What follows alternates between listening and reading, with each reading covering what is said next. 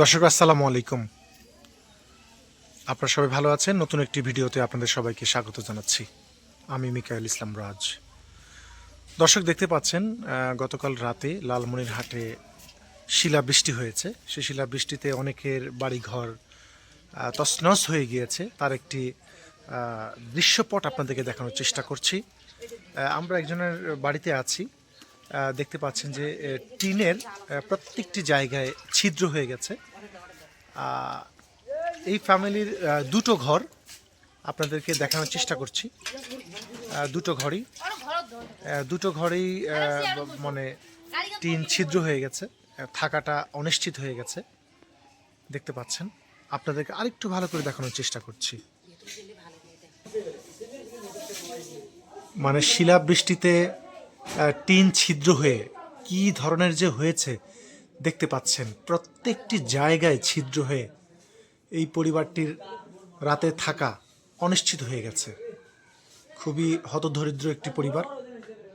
যদি তাদের এই ঘর চেঞ্জ না করা হয় তাহলে তাদের থাকাটা একেবারে অনিশ্চিত।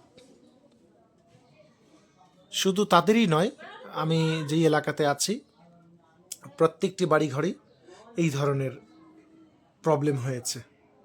দেখতে পাচ্ছেন, এটা হচ্ছে থাকার ঘর, এটা হচ্ছে থাকার ঘর। প্রত্যেকটি, তাদের আরেকটি ঘর আছে, সেটিও আপনাদেরকে দেখানোর চেষ্টা করেছি কি পরিমাণ ক্ষয়ক্ষতি হয়েছে। এটি হচ্ছে আরেকটি টিনের ঘর।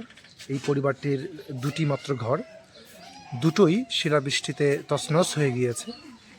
এর ভেতরের অংশ আপনাদেরকে দেখানোর চেষ্টা করছি। দেখতে পাচ্ছেন, এটি হচ্ছে তাদের দ্বিতীয় ঘর, এটিও থাকার ঘর।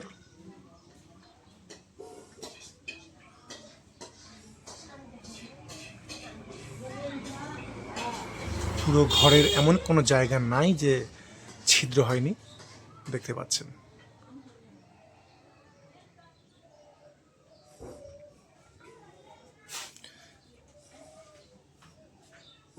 দর্শক, নতুন আরেকটি ভিডিওতে দেখা হবে।